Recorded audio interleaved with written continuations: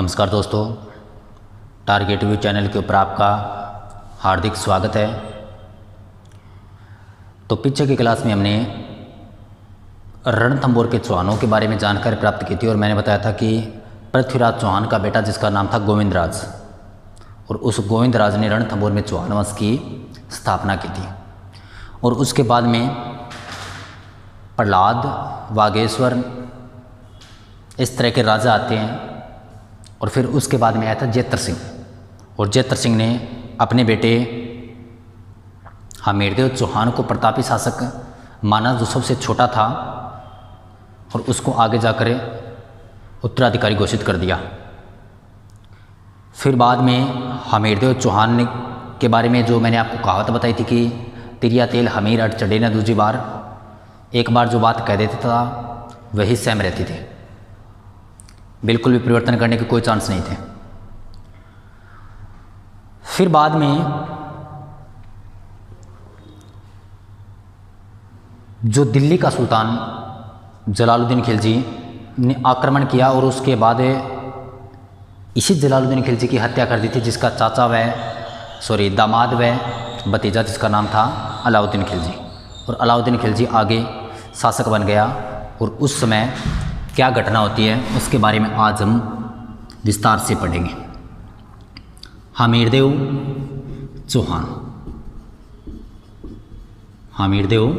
चौहान जो कहाँ का शासक था? रणथंभौर का। हमीरदेव चौहान जो रणथंभौर का शासक था, और उस समय दिल्ली का सुल्तान है अलाउद्दीन खिलजी। समकालीन है दिल्ली शासक है, नाम था अलाउद्दीन खिलजी।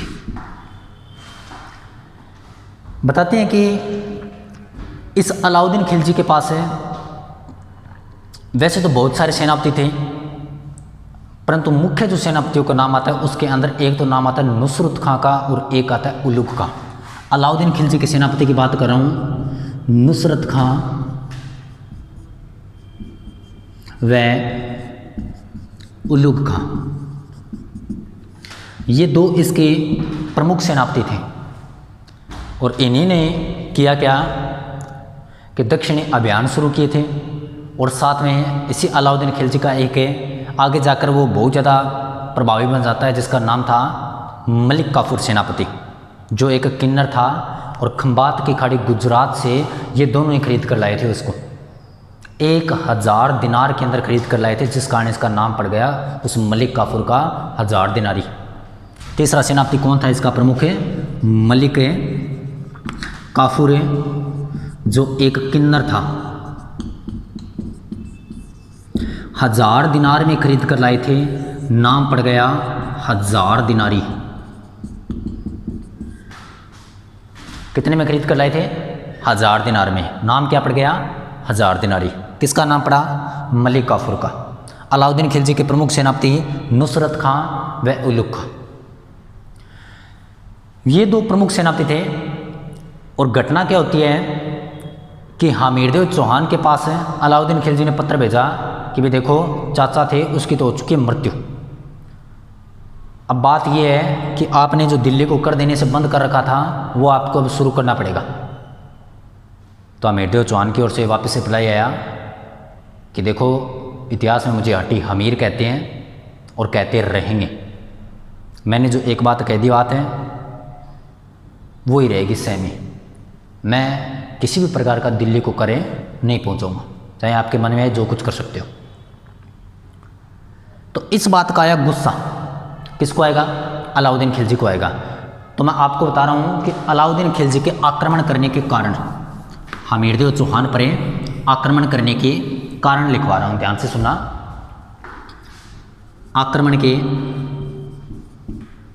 कारण रणथंभौर पर कि अलाउद्दीन खिलजी ने आक्रमण क्यों किया। नंबर 1 कारण, अलाउद्दीन खिलजी की साम्राज्यवादी नीति।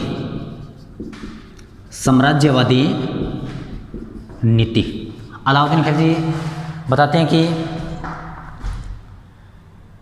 सिकंदर था ना, वैसा बनना चाहता था कि जिस प्रकार सिकंदर ने सोचा कि मैं पूरे के पूरे संसार को जीतूं, न कि किसी एरिया को।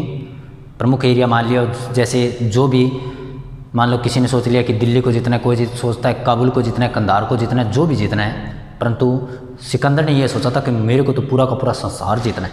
उस तरह की नीति अपनाता है। अलाउद्दीन खिलजी ने शासक बनते ही सिकंदर की नीति अपनाई थी। तभी इसी का एक अलाउद्दीन खिलजी का एक सेनापति होता है जिसका नाम था ऐन उल मुल्क मुल्तानी। अलाउद्दीन खिलजी के सेनापति का नाम क्या था? ऐन उल मुल्क मुल्तानी। और वो ऐन उल मुल्क मुल्तानी कहता है कि देखो भाई साहब, बात ऐसा है राजा जी, आप एक बार छोटे छोटे साम्राज्य को जीतो, फिर उसके बाद में आप पूरे के पूरे संसार को जीतने की सोचना। अभी तक तो आपने कुछ किया ही नहीं है, दिल्ली के अंदर आपने प्रवेश ही किया है, दिल्ली की राजगद्दी के ऊपर बैठ गए, तो ऐसा थोड़ी कि पूरा का पूरा संसार ऐसे ही जीता जाएगा। आप भी एक बार छोटे छोटे साम्राज्य को जीतो। और ये बात कही थी अलाउद्दीन खिलजी को किसने? ऐन उल मुल्क मुल्तानी। मुल्क मुल्तानी, ऐन उल मुल्क मुल्तानी ने कहा कि आप पहले छोटे छोटे साम्राज्य को जीतो, फिर पूरे संसार को जीतने की बात करना। ये तो था नंबर 1 कारण। नंबर 2 कारण भी देखो, अलाउद्दीन खिलजी का चाचा था जिसका नाम था जलालुद्दीन खिलजी। उसने 2 बार आक्रमण किए, 1291 और 92, परंतु फिर भी क्या करना पड़ा? हार का सामना करना पड़ा। कुछ बुकों के अंदर 1290 भी मिलता है, पर याद रखना तीनों के तीनों कभी एक साथ नहीं दिए जाएंगे। 1290 से 92 अभियान चला, हाँ ठीक है, कोई दिक्कत वाली बात नहीं है, परंतु 1291 के अंदर दोनों ने आपस में एक साथ जो युद्ध की स्थिति बनी थी वो उसी समय बनी थी, क्योंकि 1290 के अंदर जलालुद्दीन खिलजी ने अमीरदेव चौहान का पास जो डेरा डाल दिया था, सीवर लगा दिए थे कि हम रणथंभौर के ऊपर क्या करेंगे? आक्रमण करेंगे। तो जलालुद्दीन खिलजी की होती है हार। हारने के बाद में अलाउद्दीन खिलजी जैसे शासक बनता है तो वो अपने चाचा की जो हार है उसका बदला लेना चाहता है। तो नंबर 2 कारण है अपने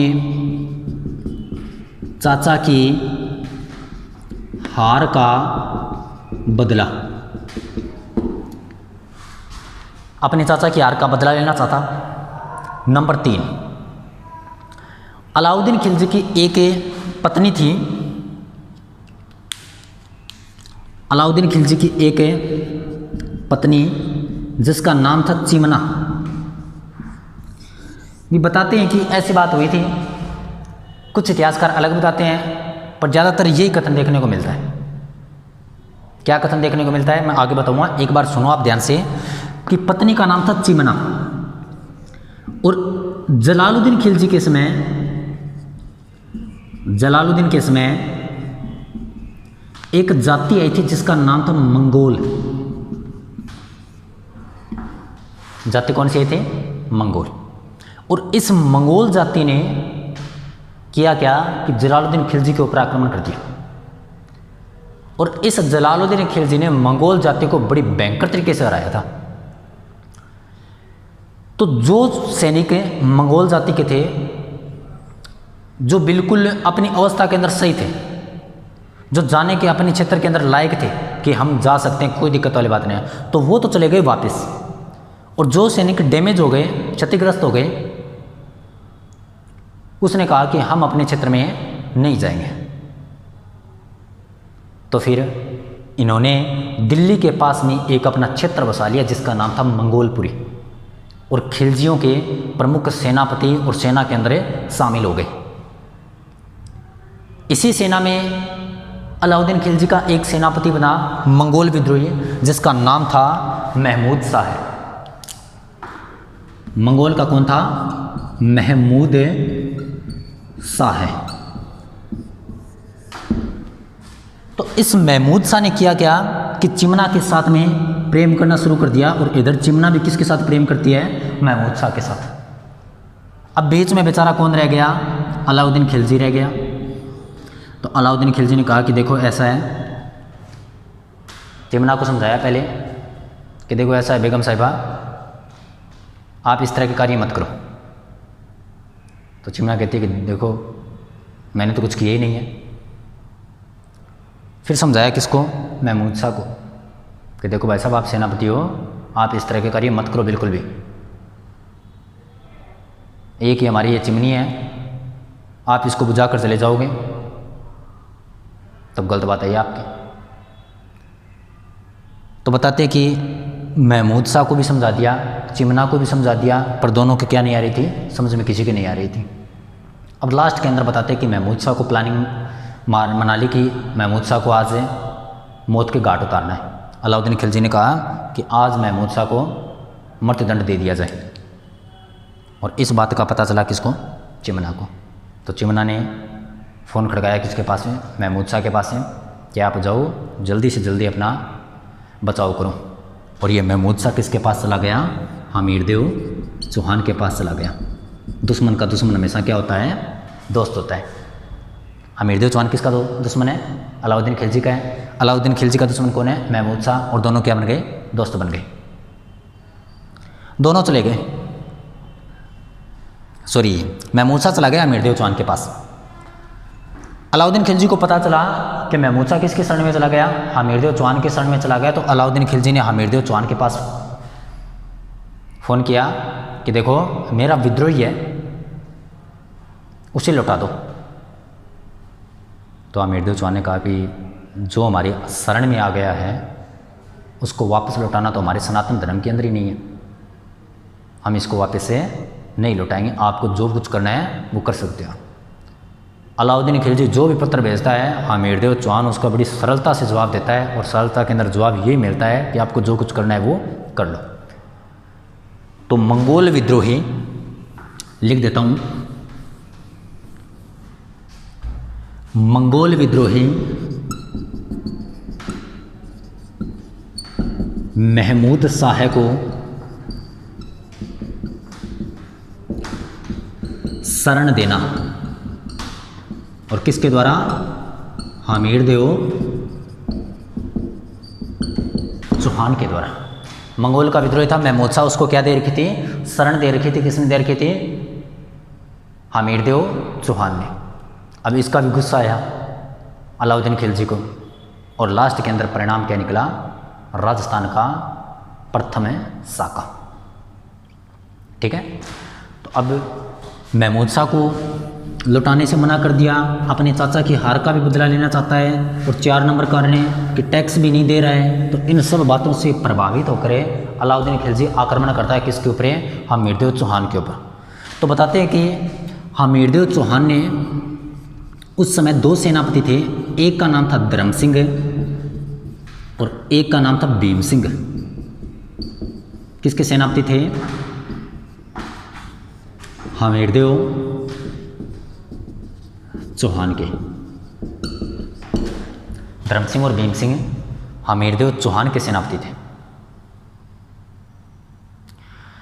इधर अलाउद्दीन खिलजी के सेनापति, अलाउद्दीन खिलजी के सेनापति नुसरत खां व उलुग खां, नुसरत खां व उलुग खां। अब बताते हैं कि जिस प्रकार जलालुद्दीन खिलजी को इसका मुख्य दरवाज़ा नहीं मिला था, उसी प्रकार अलाउद्दीन खिलजी को भी इसका मुख्य दरवाज़ा नहीं मिला। तो दोनों के मध्य जब आपस में झड़प होती है, पूरा युद्ध नहीं हुआ था, अभियान तो शुरू कर दिया था 1299 में। अलाउद्दीन खिलजी ने अभियान कब शुरुआत की थी, 1299 में शुरुआत की थी। और उसी अभियान के अंदर घटना क्या होती है कि भीम सिंह की मृत्यु हो जाती है। हमीरदेव चौहान का कौन सा सेनापति मारा गया, भीम सिंह मारा गया। और धर्म सिंह की बताते हैं कि जैसे ही भीम सिंह की मृत्यु होती है, अलाउद्दीन खिलजी, भीम सिंह की मृत्यु होती है, तो बताते हैं कि मृत्यु का कारण ये था कि धर्म सिंह और भीम सिंह दोनों अलाउद्दीन खिलजी की सेना को परास्त करके वापस आ रहे थे। अभी तक पूरा युद्ध नहीं हुआ है, नॉर्मल युद्ध हुआ है। आमने सामने जब सैनिक हुए तो परास्त करके आ रहे थे और अलाउद्दीन खिलजी की सेना से कुछ धन लूट लिया था। तो जैसे ही आ रहा था वापस से, तो भीम सिंह और धर्म सिंह दोनों आपस के अंदर, भीम सिंह के कोई ऐसी कोई वस्तु रह जाती है जो कहता है कि मैं अभी 5 मिनट के अंदर आया, इतने आप हैं चलो, और पीछे रह गया कौन है, भीम सिंह। तो बाद में इस बात का पता चला अलाउद्दीन खिलजी के सैनिकों को, तो अलाउद्दीन खिलजी के सैनिक एक साथ इकट्ठे होकर भीम सिंह के ऊपर आक्रमण करते हैं और इससे भीम सिंह की क्या हो जाती है, मृत्यु हो जाती है। और यह बात धर्म सिंह सुनाता है किसको, हमीरदेव चौहान को, कि इस तरह भीम सिंह की क्या हो गई, मृत्यु की। तो हमीरदेव चौहान ने तलवार निकाली और धर्म सिंह की दोनों आंखें फोड़ दी। आंखें फोड़ दी। गुस्सा आया। हमीरदेव चौहान ने सोचा कि आपके कारण भीम सिंह की क्या हुई है, मृत्यु हुई है। और फिर बाद में इसी धर्म सिंह का एक बेटा था जिसका नाम था भोज। कुछ इतिहासकार उसे अलग अलग बताते हैं। उसको वहाँ का क्या बना दिया था, प्रमुख सेनापति बना दिया। और कुछ दिनों बाद उस सेनापति के वो भोज भी लायक नहीं था, तो फिर बाद में धर्म सिंह को वापस बनाया गया। और कुछ दिन बाद इस धर्म सिंह को भी वापस हटा दिया। तो दोनों बताते हैं कि बाप बेटे दिल्ली के सुल्तान अलाउद्दीन खिलजी के पास चले गए। अब नुसरत खां, उलुग खां अभी तक कट्टे कट्टे, कोई दिक्कत वाली बात नहीं है। अभी तक दोनों में से कोई डैमेज नहीं हुआ है। भीम सिंह मारा गया। नए सेनापति भी नॉर्मल सी बात है कि धर्मपाल भी चला गया, धर्म सिंह भी चला गया और भीम सिंह मारा गया। तो हमीरदेव चौहान अपने नए सेनापति बनाएगा, तो उसके अंदर नए सेनापति बनाए थे रणमल और रतिपाल। दो नए सेनापति बनाए। याद रखना, सेनापतियों के बारे में कभी कभी क्वेश्चन पूछ लिया जाता है कि निम्न में से कौन सा सेनापति किसका है, या इन प्रमुख राजा पूछ लिया जाता है और उसका सेनापति के नाम बताओ। तो हमीरदेव चौहान के दो सेनापति पहले अभियान में बनते हैं, धर्म सिंह और भीम सिंह, और लास्ट अभियान में कौन बनते हैं, रणमल और रतिपाल। और फिर अलाउद्दीन खिलजी के सेनापति उलुग खां, नुसरत खां, और अभियान शुरू कर दिया था 1299 में। ठीक है, याद रह जाएगा। अब आगे ध्यान से सुनना कि युद्ध की स्थिति बनती है। दोनों सेनापति माने गए, धर्म सिंह और भीम सिंह मारा गया और ये चले गए अलाउद्दीन खिलजी के पास। इधर हमीरदेव चौहान और इधर दिल्ली का कौन है, अलाउद्दीन खिलजी है। और अलाउद्दीन खिलजी के दो सेनापति, एक का नाम है नुसरत खां और दूसरे का नाम है उलुग खां। हमीरदेव चौहान की एक बताते कि उसमें छोटी सी लड़की थी, लगभग 16-17 साल की तकरीबन थी, जिसका नाम था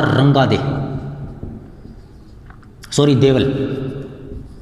बेटी का नाम क्या था, देवल। और हमीरदेव चौहान की पत्नी थी जिसका नाम था रंगादे।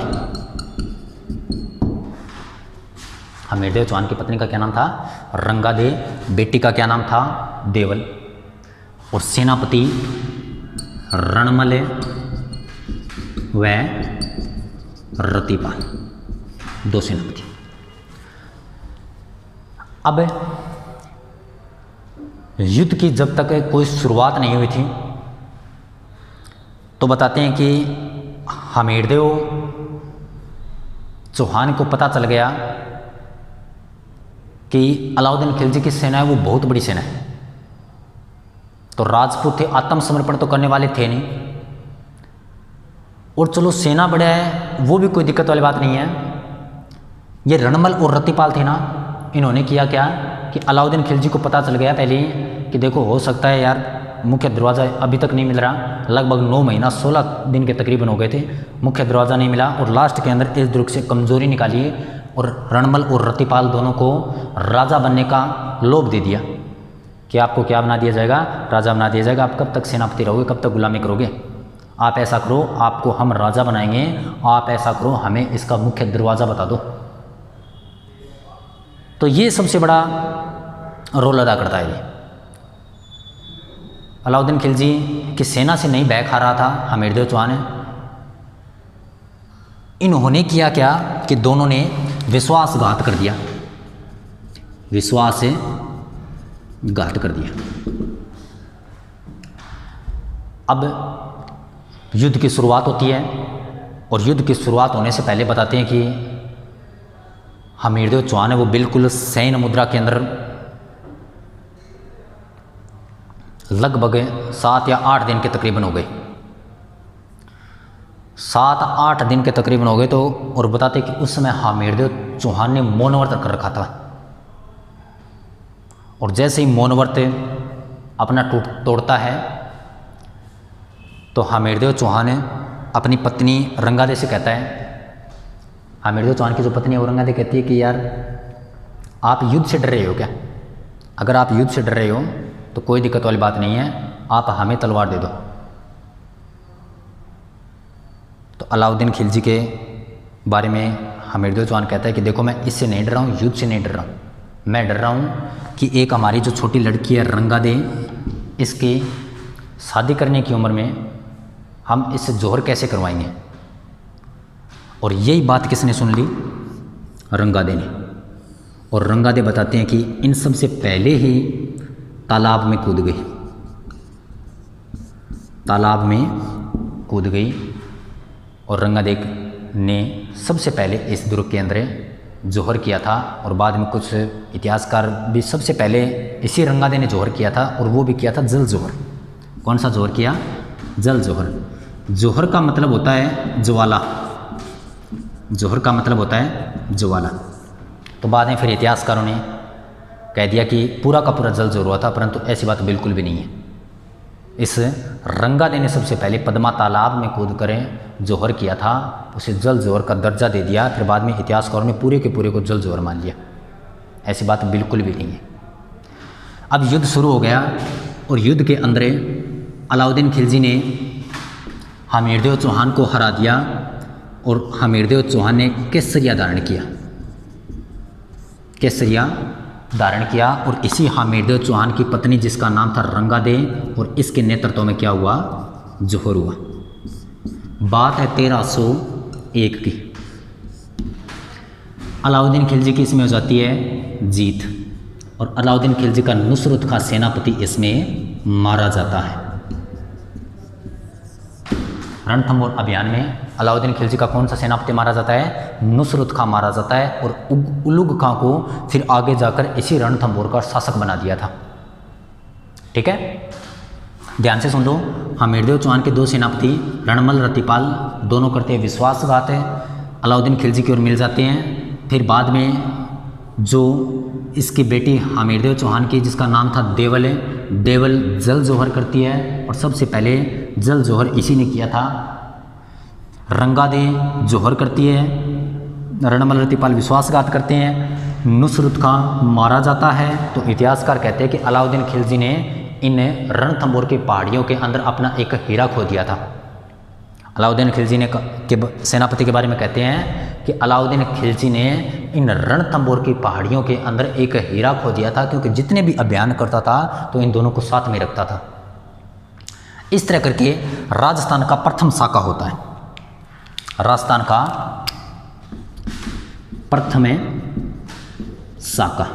बात है 1301 की। अब ये साका क्या होता है? बहुत बार आता है नाम साका। साका वो होता है जब जोहर और केसरिया दोनों जब साथ में हो जाए तो वो क्या कहलाता है? साका कहलाता है। अब केसरिया क्या होता है? सपोज करो कि पता चल गया राजा को कि हमारी जो सेना है वो इस राजा के सामने, आक्रमणकारी के सामने बिल्कुल भी छोटी है, तो वो अपने आप को आत्मसमर्पित तो करेगा नहीं। तो वो केसरिया रंग की पगड़ी धारण करके किले के दीवार खोल दिए जाते कि हमें तो अब मरना है खुद को, और दूसरे को क्या है? आक्रमणकारी को, हमें दुश्मन को मारना है। वो कहलाता है केसरिया। अब पुरुषों ने तो कर लिया केसरिया, महिलाएं रह गई। वो महिलाएं अपने आप को दुश्मन को हवाले न करने की बजाय अपने स्थितों की रक्षा करने के लिए अपने आप को अग्नि के अंदर समर्पित कर देती है, और वो कहलाता है जोहर। और दोनों कंडीशन जब साथ में हो जाए तो कहलाता है साका, और इन दोनों में से कोई एक हो जाए तो वो कहलाता है अर्ध साका। और ये 1301 वाला राजस्थान का प्रथम साका मानते हैं। अब मैं आपको बताता हूँ कि आरपीएससी ने 1301 को राजस्थान का प्रथम साका माना है। आरपीएससी ने 1301 को राजस्थान का प्रथम साका माना है। तो मैं भी ये मानता हूँ कि आरपीएससी और इतिहास की बिल्कुल भी बनती नहीं है। स्पष्ट रूप से बात ये है, क्योंकि मैं आपको 1299 के अंदर जैसलमेर का साका पढ़ाऊँगा, तो इस तरह का कभी क्वेश्चन आ जाए तो थोड़ा सा मुस्कुरा लेना और क्लिक कर देना किसके ऊपर है? 1301 के ऊपर। ठीक है, क्योंकि आरपीएससी क्या मानती? 1301 मानती। और इसी के साथ रणथंभौर के चौहान है वो कंप्लीट होते हैं। और आगे की क्लास में हम पढ़ेंगे जालौर के चौहान। मिलते हैं नेक्स्ट वीडियो में। धन्यवाद।